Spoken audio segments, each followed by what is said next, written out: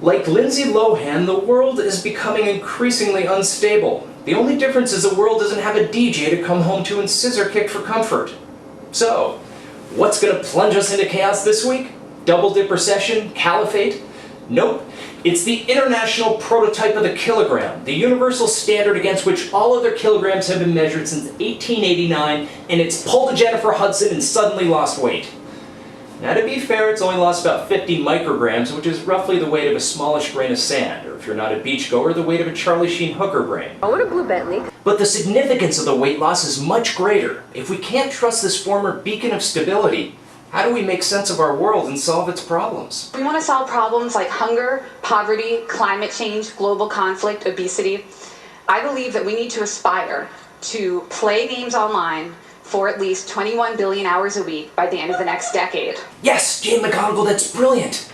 Games have clearly defined parameters, reward systems, you can't actually die so you can take enormous risks, and hot pockets! Oh, and that's like the former CEO of Bear Stearns, Jimmy Kane. He used to recruit bridge players because he believed it gave them an insight into calculated risk-taking and the odds of losing your downside. Well, that must be why Bear Stearns only went down to $2 a share instead of $0. Well done, Jimmy. Oh, and he forgot that in the game world, adverse consequences don't extend beyond the game, but in real life they do. Oops, sorry economy. Let's go back to Jane. Gamers are willing to work hard. Gamers don't sit around. When we're in game worlds, I believe that many of us become the best version of ourselves. Get on it right now! I'm I don't think she really knows gamers.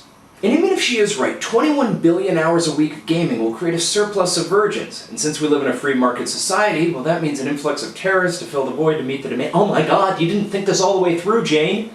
But I did think you were onto something with this. This picture pretty much sums up why I think games are so essential to the future survival of the human species. And this is a classic gaming emotion. The sense of urgency, a little bit of fear. This is a gamer who's on the verge of something called an epic win. Okay, epic win. Against all odds. Modern day Sisyphus. Of course, Glenn Beck. Why didn't I think of this before? The man whose reductive conspiracy theories remove all nuance and complexities from life.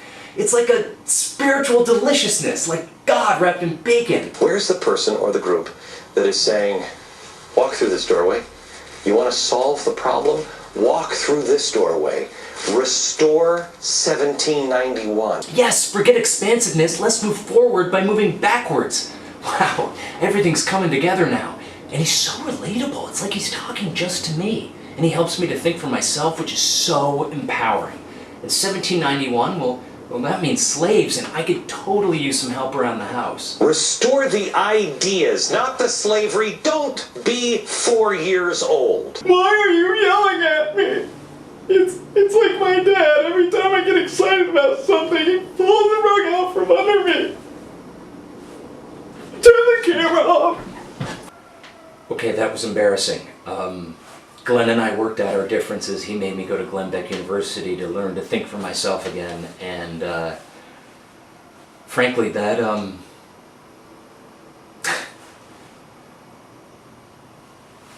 changed my life. And what did I learn from this journey? That in this new world where you can't even trust the weight of a kilogram, you must turn to the man whose facts have no weight. Glenn Beck, thank you.